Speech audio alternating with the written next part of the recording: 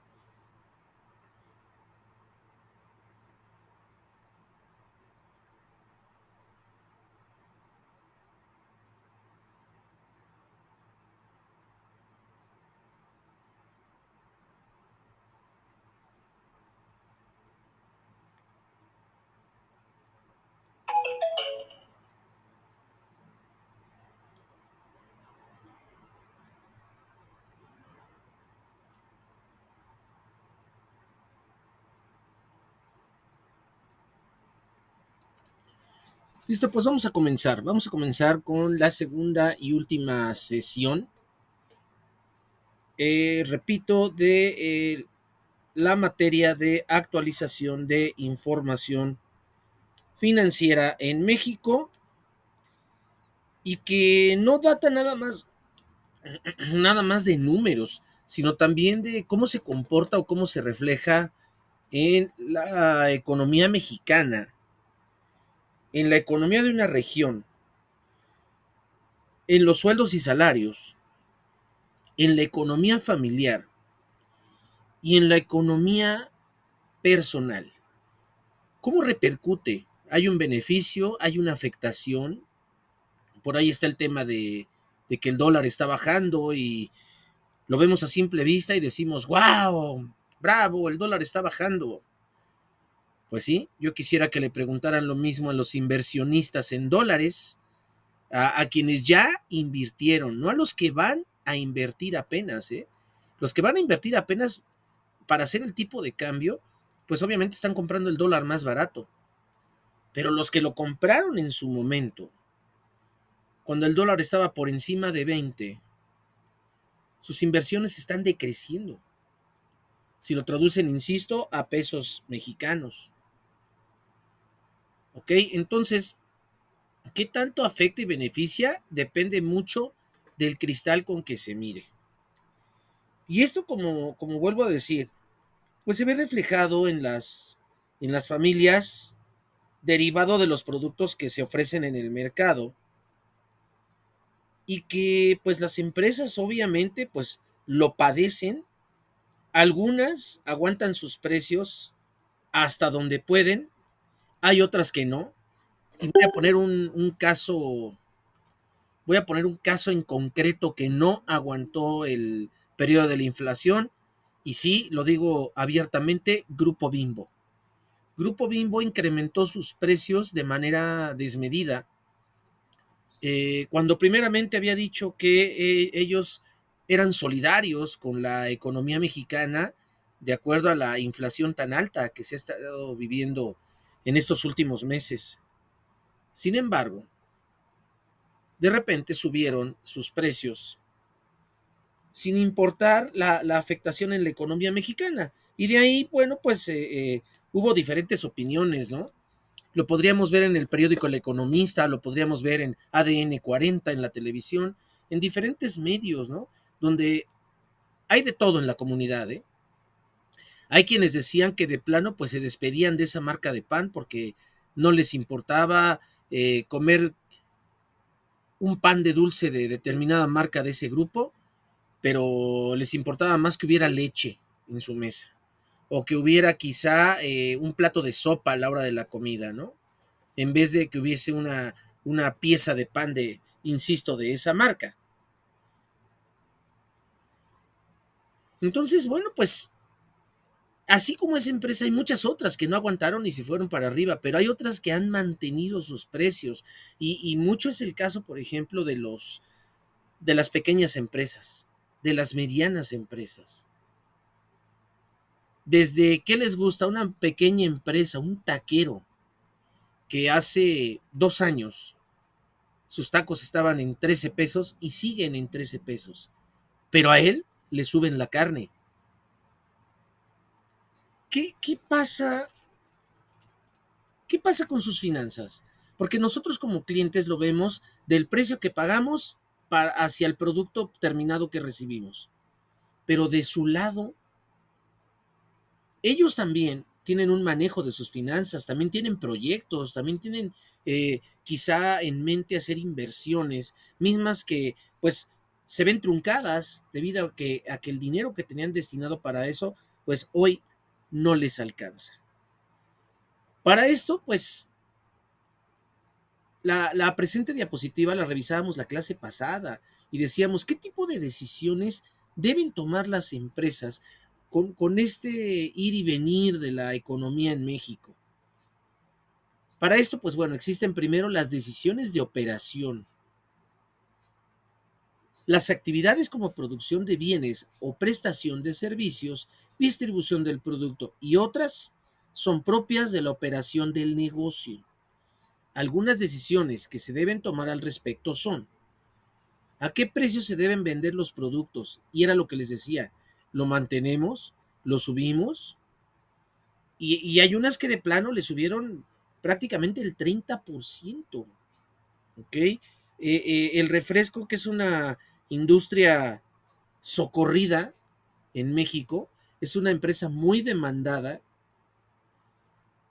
y subió sus precios. ¿Por qué? Pues porque se ve presionado. Pero, insisto, ¿qué hay con los proyectos que ellos tenían en puerta como empresas? La apertura de plantas, el comprar otras marcas y hacerlas propias. Y voy a poner un ejemplo, ¿no? Cuando Coca-Cola compró a Mundet. Ese era un proyecto que Coca-Cola tenía y hasta que lo hizo realidad, estuvieron tranquilos. Hoy Mundet es de Coca-Cola. Y como ese ejemplo hay N cantidad, pero esos son decisiones que se proyectan, que se analizan, que se estudian, que se ponen sobre la mesa en algún momento de la historia y que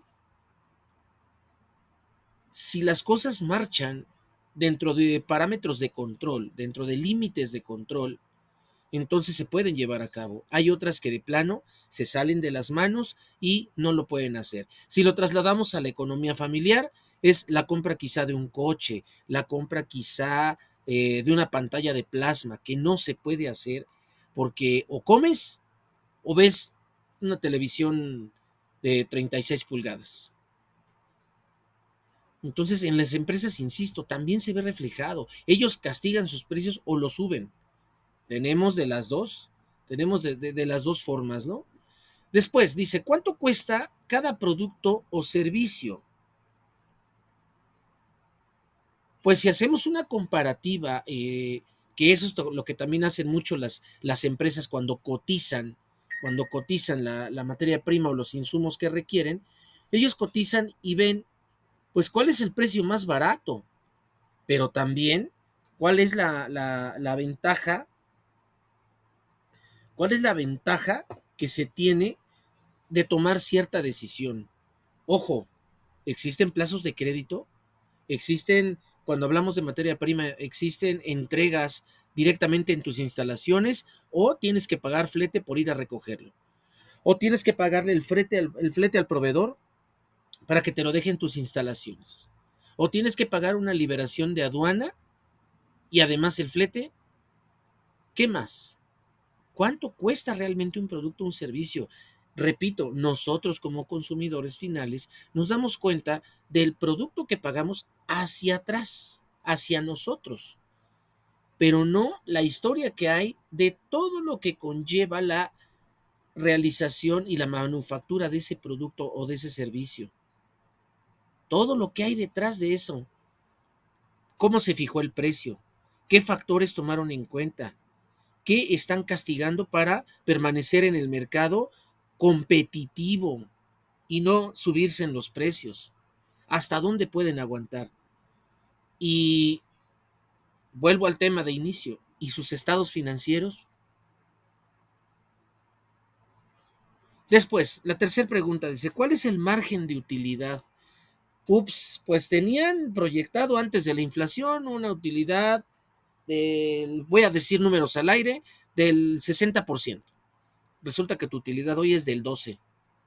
¿Por qué? Porque pues la inflación se disparó y tuvieron que pagar, como en efecto dominó, suben los precios, le suben al cliente, le suben al cliente, le suben al cliente, le suben al cliente, hasta que llega a nuestras manos como consumidores finales. Que repito, hay quienes suben los precios, hay quienes no.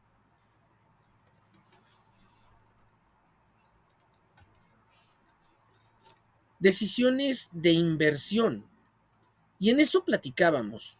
Estas decisiones implican la adquisición de nuevos bienes, como terrenos, maquinaria, equipo de transporte, etcétera. Ejemplos de este tipo de decisiones son: ¿es conveniente comprar maquinaria adicional para aumentar las ventas? ¿Qué alternativa de inversión es la que conviene al negocio?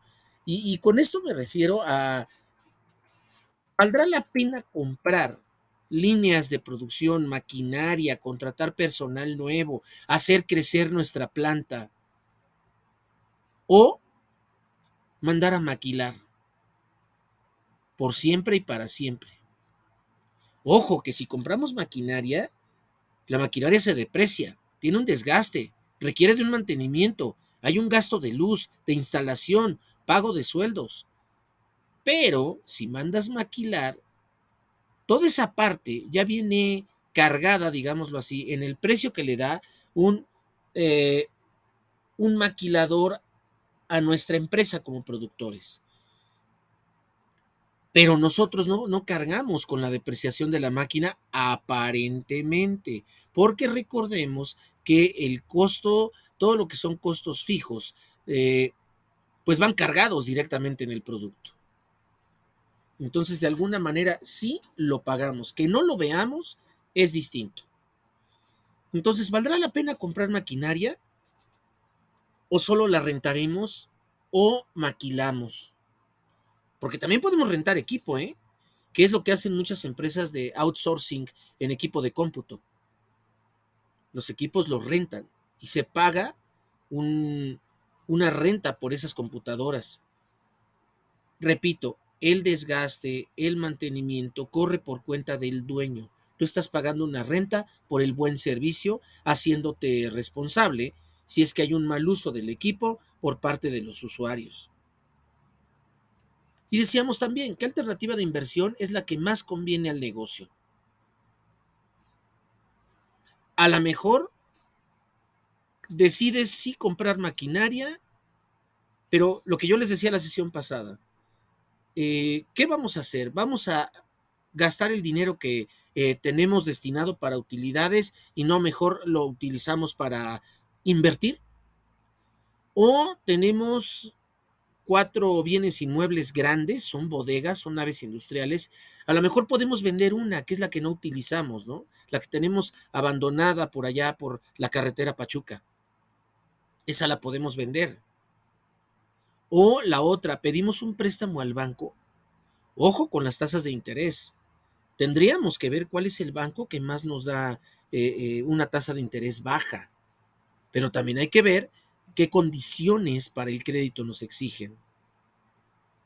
No todo, insisto, son números. También hay que ver, como dicen comúnmente, hay que ver las letras chiquitas del contrato, ¿no?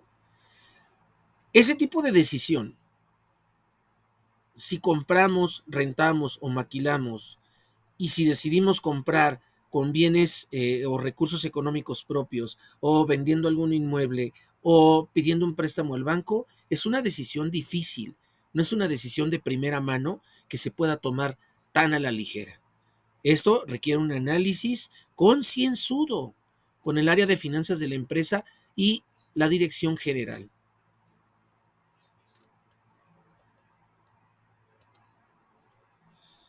Y vamos a ver un poco de números en la realidad. ¿Cuánto aumentó la inflación en 2023? En la primera quincena de febrero de este año, el Índice Nacional de Precios al Consumidor, INPC, como todos lo conocemos, subió 0.30% respecto a la quincena anterior. Fíjense, los precios subieron 0.30%.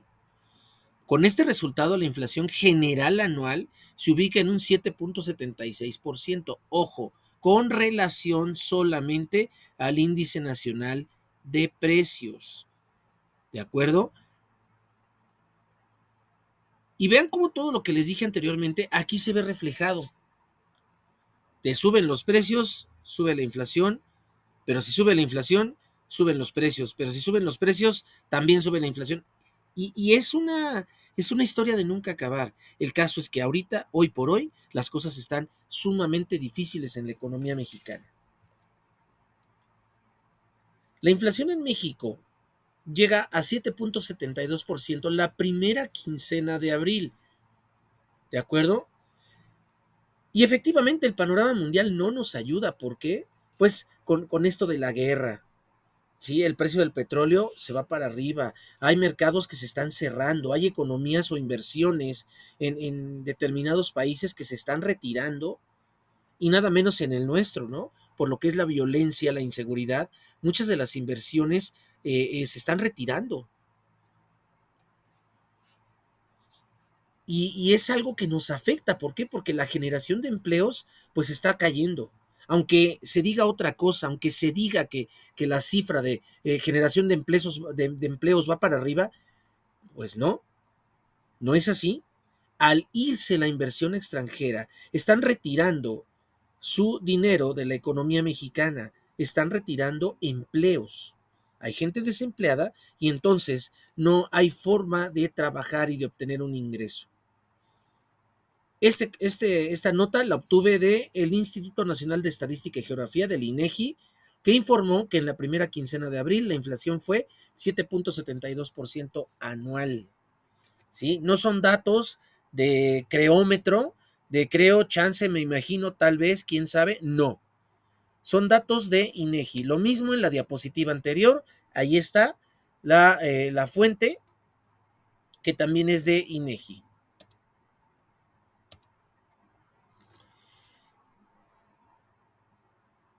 Y hay otros que dicen, pero el dólar está bajando, bravo, bravo, bravo, ¿seguro? Era lo que les decía, a lo mejor quienes compran o compramos dólares, pues qué bueno, ¿no? Está bajando.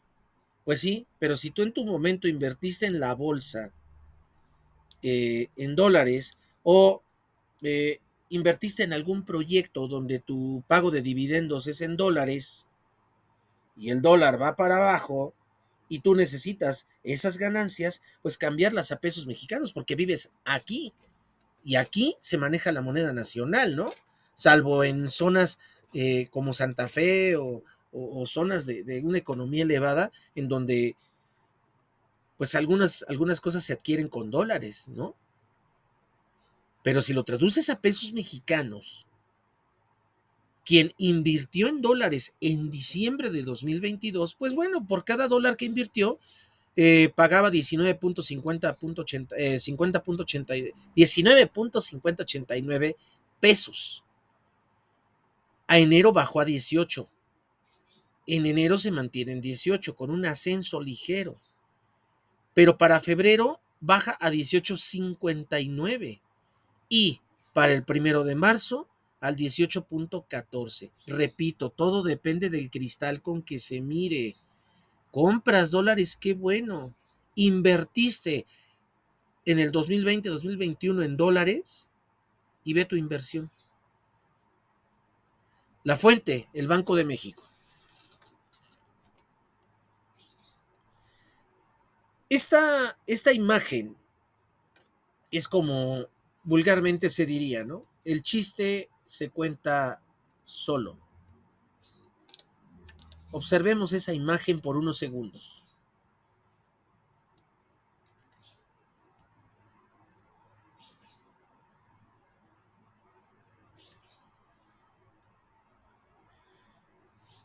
Esa es la triste realidad de la economía. Con 500 pesos por allá por el año 2000, el carrito estaba lleno. Con los mismos 500 pesos en el 2010, el carrito alcanzaba para algunas cuantas cosas, pero no se veía del todo vacío. Y en 2022, eso es lo que alcanza para 500 pesos. Un kilo de carne a la mejor y algunas cositas. Pero no excedemos de la cuarta parte de la superficie del carro de mercado. Obviamente habrá quien diría, es que hay que saber comprar y en dónde comprar. Totalmente de acuerdo. Lo difícil es cuando tú ya estás acostumbrado a un nivel de vida y que tienes que dejar de comprar la carne en, pues en estos lugares grandes, ¿no? Donde venden cortes y demás como el su carne, y vas a tener que comprar ahora pues tu arrachera ficticia en 3B o tu carne deshebrada en 3B, ¿no? En esas bolsitas que vienen ya al alto vacío. Lamentablemente es así, muchachos. Digo, si somos tantito objetivos y ponemos los pies firmemente en el piso, esto es lo que está ocurriendo. Y los productores, repito, ellos buscan blindarse por todas partes. Repito, Grupo Bimbo lo hace. Ellos subieron sus precios. Y digo, esa situación, yo trabajé con ellos, yo trabajé en Grupo Bimbo hace algunos años. Y créanme que es una de las mejores empresas para trabajar. Es un orgullo trabajar ahí. Pero lo que hicieron en cuanto a la economía mexicana, pues de que lloren en tu casa, que lloren en la mía, pues mejor en la tuya, ¿no? Que eso es lo que dice Grupo Bimbo, ¿no? Ellos no dejan de ganar, de alguna manera aguantaron sus precios, pero de repente hubo un subidón tremendo. Y eso se publicó en todas partes, ¿eh? En El Economista, en El Financiero, salió en notas de periódico, en páginas de internet, que de repente subieron sus precios. Y si ese primer carrito del año 2000 era para una familia de 6, para el 2010, supónganse que de 6 se van 2, porque se casan, hay 4. Y para el 2022 se quedan nada más los papás, papá y mamá. ¿Creen que papá y mamá va a comer con eso que viene en el carrito, en el del 2022? Una bolsa de arroz, una de azúcar y un frasco de algo, de mayonesa. Yo creo que no. Yo creo que no. Es algo lamentable. Y no dejen de lado lo que repetidamente les he venido diciendo. ¿Y qué pasa con los proyectos? ¿Qué pasa con las inversiones que tenías proyectadas como empresa? La apertura de plantas, la compra de maquinaria, el incursionar en el mercado extranjero y que ibas a abrir tu planta allá. Oye, pero si la abrimos, híjole, pues teníamos pensado comprar maquinaria, pero yo creo que mejor la rentamos, ¿no? Teníamos pensado comprar una nave industrial, pues yo creo que no, yo creo que mejor la rentamos también. O sea, decisiones de inversión que se mueven constantemente derivado del comportamiento de la economía.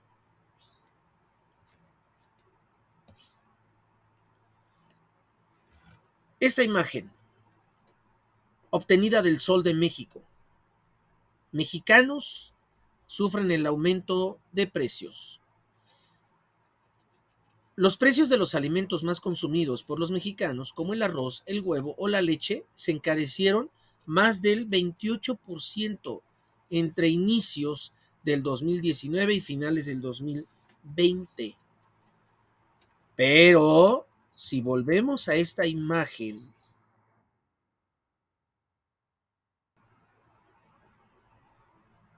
Yo creo que es mucho más todavía, porque eso fue inicios del 2020, finales del 2020, 19, perdón, y ya 2020.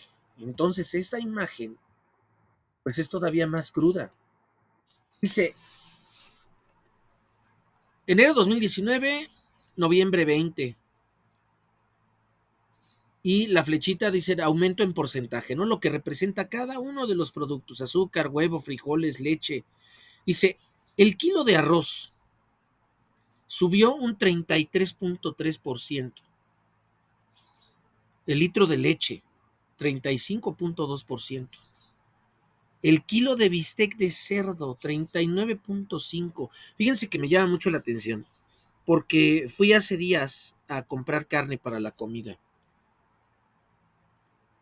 A mí en lo personal, a mí me gusta comer bien, y bien no me refiero tanto en lujo, no. Me gusta comer bien en cantidad y lo mejor que se pueda, digo, hasta donde mi economía me lo permite, ¿no? Pero me sorprendió demasiado que llegando a la carnicería, pregunto por bisteces de res y me dicen que el kilo estaba en 210 pesos. El kilo. Y somos 5. Pues bueno, de a bistec y medio, ¿no? Para todos. Pero dices, oye, ¿no que te gustaba comer bien? Pues sí. ¿Cuándo te ibas a imaginar que 2 kilos de carne iban a ser 400 pesos? El kilo de frijol aumentó el 40%. Un kilo de azúcar, 53.3%. Es de verdad sorprendente que el azúcar, la más barata, 52 pesos.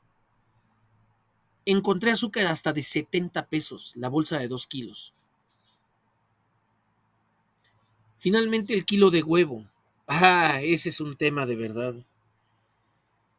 Con esto de la gripe aviar y el incremento de precios y la enajenación de bienes, huevo carísimo, ¿no?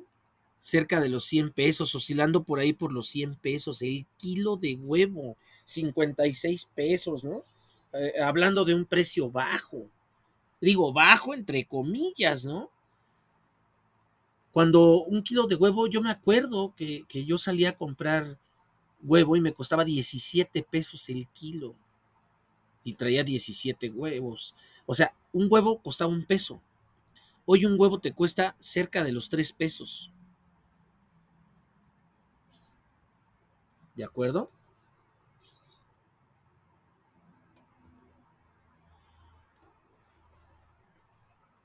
Y esto era lo que platicábamos, ¿no?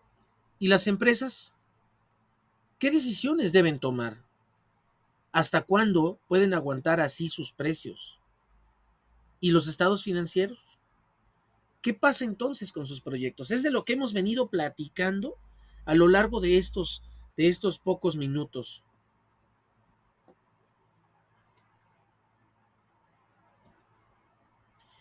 Vamos a echarle un vistazo a este video y bueno, me hubiera gustado que lo pudiéramos comentar, puesto que no se conectó nadie a esta sesión, pero me hubiera gustado que lo comentáramos. Vamos a ver. Hola a todos. Hoy, en este nuevo video, hablaremos sobre las decisiones financieras.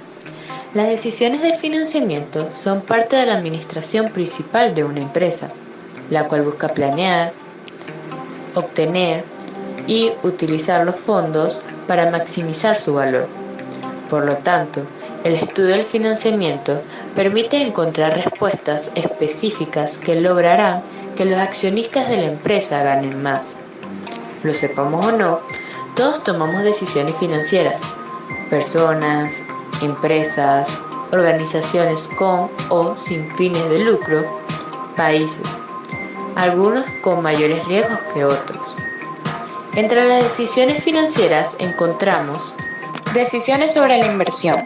Para crecer hay que invertir. La finalidad de toda inversión es percibir futuros beneficios. Sin embargo, hay que saber buscar las oportunidades y valorar la rentabilidad de los proyectos para destinar el capital y acertar en tu toma de decisiones. Decisiones sobre la financiación. Otro de los dilemas a los que tendrás que dar respuesta es qué medios se van a utilizar para financiar la inversión, si se van a utilizar fondos propios o ajenos o el coste de capital que supone la inversión. Dentro de las decisiones financieras, la inversión y financiación son dos conceptos que son dependientes entre sí, pero que no deben estudiarse separadamente. Un ente muy importante, el cual mencionar, es el gerente de finanzas, que se encarga de orientar la estrategia financiera para garantizar la disponibilidad de fuentes de financiación y proporcionar el debido registro de las operaciones, como herramientas de control de la gestión de la empresa, quien además cumple las siguientes funciones: supervisar las operaciones y desarrollo de los departamentos de finanzas de la empresa, evaluar periódicamente los procedimientos financieros y dar las recomendaciones correspondientes o sugerir posibles mejoras, analizar la información financiera y presentar los resultados obtenidos mediante informes. Este último punto, muchachos, perdón que haga la interrupción, analizar la información financiera y presentar los resultados obtenidos mediante informes. Es, repito, no nada más ver internamente cómo está tu economía. Ustedes como contadores saben perfectamente que tenemos que considerar qué pasa afuera para poder saber cómo nos movemos adentro. Lamentablemente así es, pero es ley de la economía. De acuerdo a lo que pasa afuera, es lo que puedo hacer aquí adentro. ¿De acuerdo? Entonces, pues analiza la información financiera, sí, considerando la inflación, considerando el precio del petróleo, la fluctuación del dólar, qué pasa con el euro, qué pasa con los mercados internacionales. ¿De acuerdo? Hola a todos. Ay, perdón.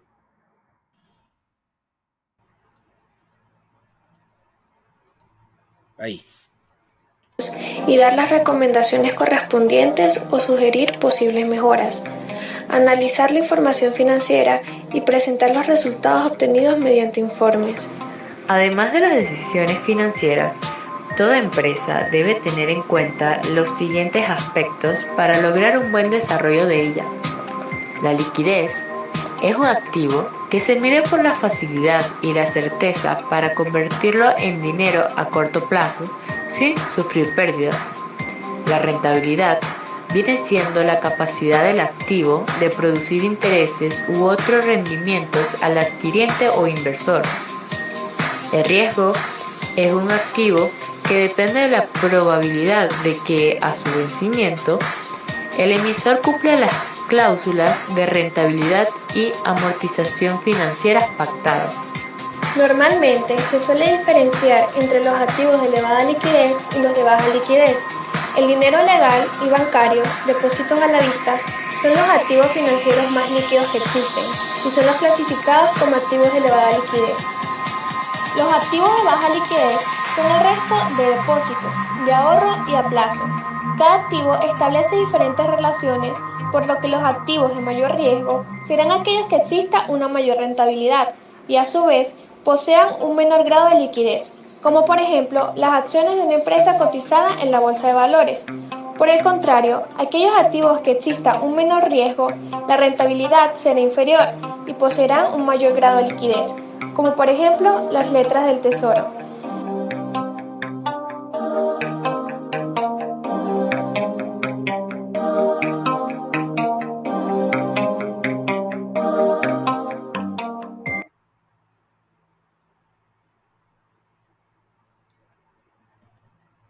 Ok, entonces, pues derivado de lo anterior y que sabemos que las cosas que están ocurriendo en el mercado internacional, las decisiones que tenemos de crecimiento, el dinero que tenemos en el banco o que vamos a pedir un préstamo o lo que vamos a vender para poder tener dinero, pues hay que tomar decisiones de financiamiento, como dice aquí.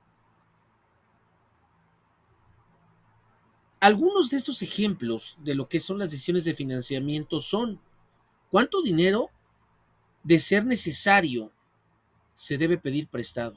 Ojo, si vas a necesitar, por decir números al aire, 10 millones de pesos, 10 millones de pesos pide necesitar, porque ahí empieza a salir la lista de regalos para Santa Claus. Ah, pero voy a pedir 1 millón más de esto y otro para esto y así. Y lejos de ser 10 ya son 23.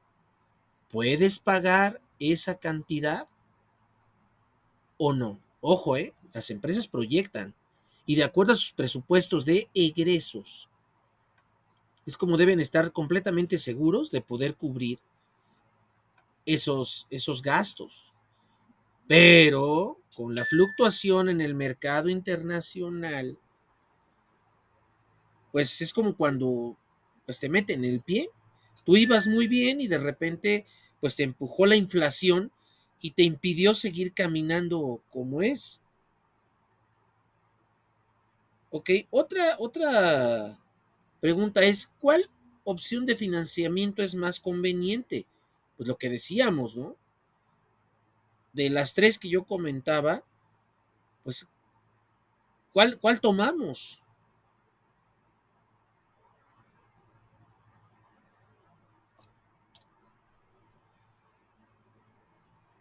Y si por ejemplo, vamos a iniciar una inversión, pues vamos por favor a ver qué cantidad mínima necesaria es la que requerimos para arrancar el negocio. ¿Cuánto vamos a necesitar? Lo que decíamos ahorita, ¿no? 10 millones, pues solamente que sean 10 millones, no más. Por lo general, se prospecta a 6 meses de inversión. ¿Cuánto vas a necesitar? Los primeros 6 meses. ¿Para qué? Para que puedas pagar. Pero siempre, repito, perdón que sea tan insistente, pero siempre considerando la inversión, perdón, la inflación, la fluctuación de la moneda, teniendo, teniendo una visión futurista del comportamiento de la economía. Hay ciertos eventos. ¿Y eso cómo lo podemos saber? Pues a lo mejor a través de un FODA, ¿no? ¿Qué fortalezas tengo? ¿Qué oportunidades puedo tomar del mercado? ¿Qué debilidades tengo como empresa? ¿Y qué amenazas me presenta el mercado? Y lo que les decía al principio, bueno, voy a invertir de inicio. ¿Cuánto? ¿Realmente vale la pena? Y nuevamente les digo, de mis recursos que tengo en el banco, pido un préstamo o vendo uno de mis bienes. ¿De dónde voy a obtener el ingreso? Haz un estudio de mercado exhaustivo, define qué vas a investigar y qué utilidad tiene para tu negocio. Escribe un listado completo con todo lo que necesitas, todos los gastos que vas a tener que realizar, considerando la inflación nuevamente. Valora cada partida, solicita varios presupuestos y compáralos, es decir, cotizaciones. Recuerden, por cada ítem o por cada producto, por cada insumo, debe haber 3 cotizaciones como mínimo. No te fijes solo en el precio, considera otros servicios adicionales o complementarios, lo que yo les decía, las entregas en planta, las entregas en tus oficinas, o si tienes que ir a recoger a algún otro lugar, vas a pagar un combustible, un sueldo de un operador, o el desgaste de tu camioneta, o vas a tener que pagar un flete o un taxi. Planifica las acciones a realizar, tendrás que ver cómo obtener el dinero que necesitas para lanzar tu negocio y para etapas posteriores. Lo que veníamos platicando antes de esta diapositiva, ¿no? Revisa el plan de inversión inicial. Antes de ponerlo en marcha, revisa el plan para evitar errores y desviaciones que puedan afectar a la liquidez de tu negocio. Y aquí está el punto medular de la materia. Yo puedo tener mis estados financieros muy bonitos, proyectados, presupuestos de ingresos, de egresos. Pero, ¿y qué pasa con los cambios que hay? ¿Se quedarán igual mis estados financieros? Obvio no, obvio no. Y eso es lo que se debe representar gráficamente. La utilidad esperada para abril del 2023 era esta, o es esta, para diciembre de 2023 vamos a tener esta otra, para arriba o para abajo. Pero estar bien conscientes de qué es lo que pasa allá afuera para tomar las decisiones de las que habla esta diapositiva. Y bueno, pues echando un vistazo rápidamente a lo que es la contabilidad financiera, tenemos que es una técnica utilizada en el registro y presentación, de las transacciones hechas por el ente económico, con el fin de proporcionar a personas externas a la entidad información que facilite la toma de decisiones, es decir, a otros inversionistas.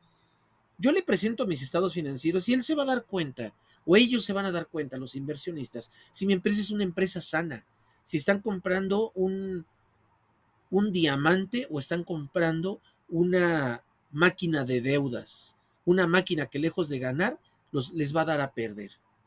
Para eso es la información financiera, para manos de terceros o cuando va enfocada hacia terceros. Y esa información financiera, obviamente, como ustedes contadores lo saben, tiene que ser información fidedigna y con la firma del contador autorizado.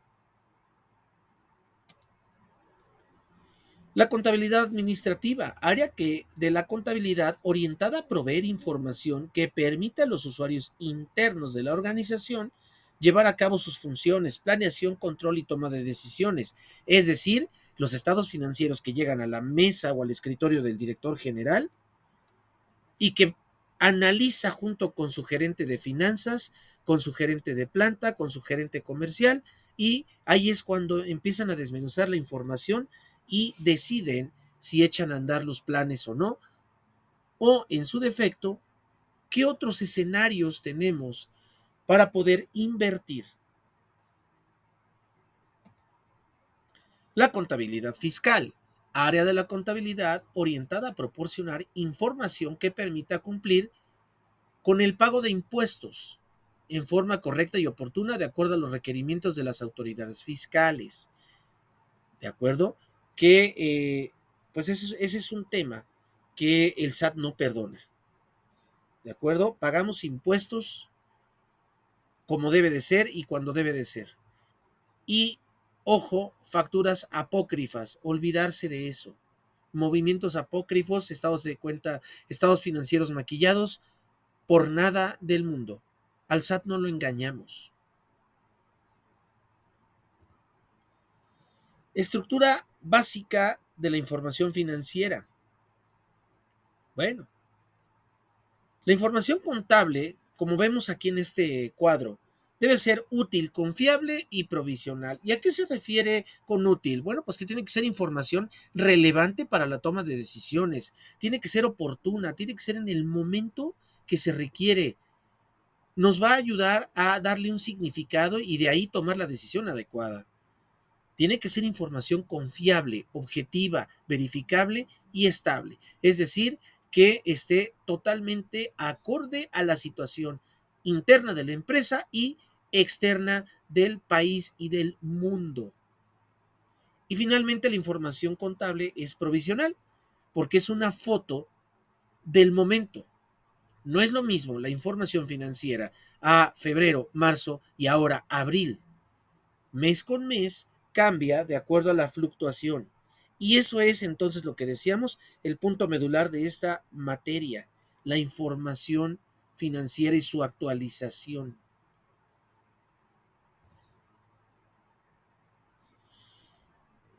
La utilidad, característica básica, significante que la información debe adaptarse a las necesidades de los usuarios para que pueda ser utilizada en el proceso de la toma de decisiones, ya sea contabilidad fiscal, administrativa o de toma de decisiones. Esa información te va a permitir o te da un parámetro para decir, bueno, pues ni modo, que queríamos invertir, no se va a poder, quizá será prudente esperar al año siguiente y tomar la mejor decisión.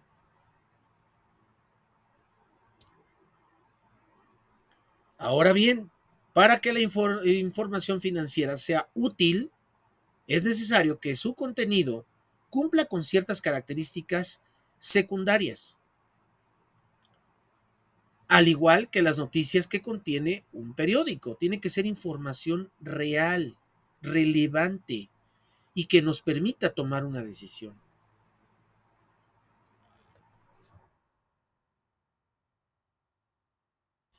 Para que esa información financiera sea confiable y que de verdad el contador que la preparó haya volteado hacia afuera y que nos presente un incremento o decremento en las gráficas con relación al mes anterior, pues es necesario que el proceso de integración y cuantificación de los estados financieros haya sido objetivo con ese FODA contable, que las reglas bajo las cuales se genera la información sean estables y adicionalmente que exista la posibilidad de verificar los pasos seguidos en el proceso de elaboración de la misma.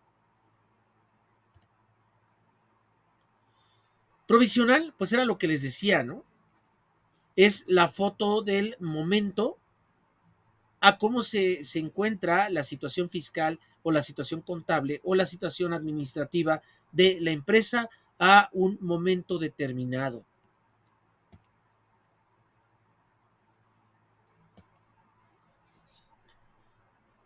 Bueno, pues tocando un poco el tema de los gastos operativos, pues sabemos que son aquellos que se ven reflejados en un estado de resultados y que nos permiten también tomar ciertas decisiones de reducirlos o quizá sacarles el mayor provecho.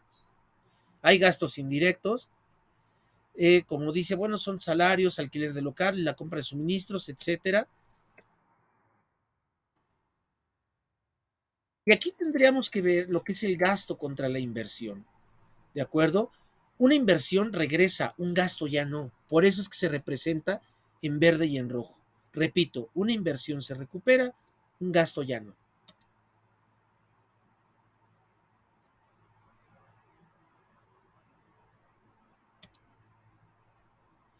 La compra de 5 computadoras por parte de una empresa es una inversión. Sin embargo, el gasto cotidiano en cartuchos de impresión, hojas, electricidad, forma parte de los gastos operativos. Es algo ineludible, pero al final vamos a gastar.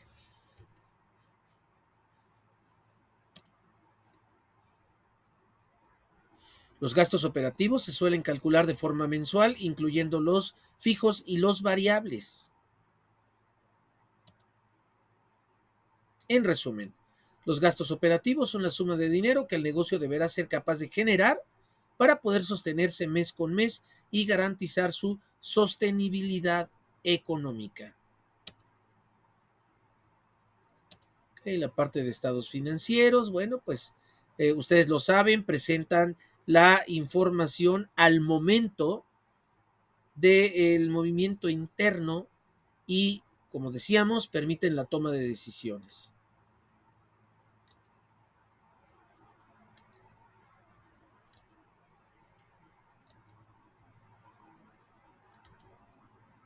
Esta información, bueno, pues es mera información eh, que les sirve, que ustedes ya debieron ver en materias anteriores y que pues bueno, les voy a dejar la presentación en formato PDF para que la puedan utilizar. Y voy a rápidamente a ver la pantalla del proyecto integrador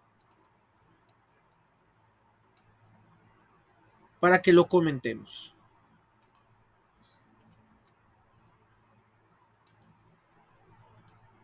Bueno,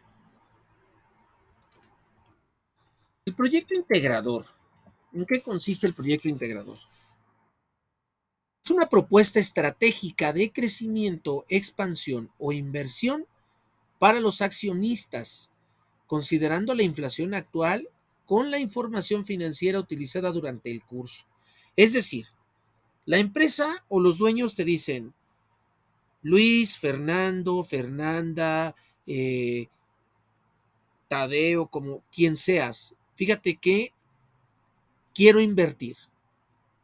esta es la cantidad con la que dispongo, ellos son mis accionistas, este es su porcentaje de participación, ¿qué nos recomiendas? Que el negocio sea rentable en las condiciones actuales de la economía. ¿Qué nos recomiendas hacer? ¿En qué podemos invertir considerando lo que está sucediendo afuera? En eso consiste la propuesta de su proyecto integrador, pero sí quiero ser muy claro, muchachos. Si nada más van a meter renglones de, yo considero que un negocio de comida, porque la comida siempre es socorrida. La zona donde lo pueden hacer, pues es la zona X, ¿no? Cualquiera. Y ese es su proyecto integrador, perdón, no lo hago válido. Tiene que haber un análisis financiero, un análisis numérico. Por eso quería yo que entraran a esta sesión, para que pudiéramos vislumbrar el cómo se va a hacer ese proyecto integrador. Repito, muchachos, meten proyectos integradores solamente de líneas, solamente de palabras, y no se los voy a tomar en cuenta. Por favor, se los estoy diciendo con tiempo. Yo esperaría que vieran esta grabación para que estén sabidos de qué es lo que se requiere del proyecto integrador. Para poder tomar una decisión debe haber un análisis contable y financiero. Y para poder tomar una decisión de ese análisis debe de haber consideraciones externas, fluctuaciones, movimientos. Eso es lo que yo quiero que pongan en su proyecto integrador sobre la propuesta que le vayan a dar al director y a los accionistas. ¿De acuerdo? Entonces, repito, si solamente meten líneas, pura teoría, perdón, jóvenes, no lo voy a tomar en cuenta. Se los estoy avisando de una vez. Por favor. Bueno, si no hay otra cosa, pues les doy las gracias porque puedan ver esta grabación y pues sin más por el momento me retiro. Cualquier duda, cualquier comentario puede ser a través de el correo de la institución o del chat de la plataforma. Que estén muy bien, les deseo mucho éxito en todo lo que hagan, mucho temple, mucho detalle, mucho colmillo, mucho ojo con todas las decisiones que tomen financieras y más como están las cosas actualmente. Si vas a comprar un coche, si vas a comprar una casa, ¿qué va a pasar con todo eso? ¿Podrás pagarlo a futuro o no? Ojo, los bancos lo que están haciendo es decirte, te doy crédito y se sueltan dando créditos. ¿Vas a poder pagar eso después? Analícenlo, muchachos, por favor. Muchísimas gracias y que tengan muchísimo éxito. Yo soy Francisco Javier Tello. Hasta la próxima.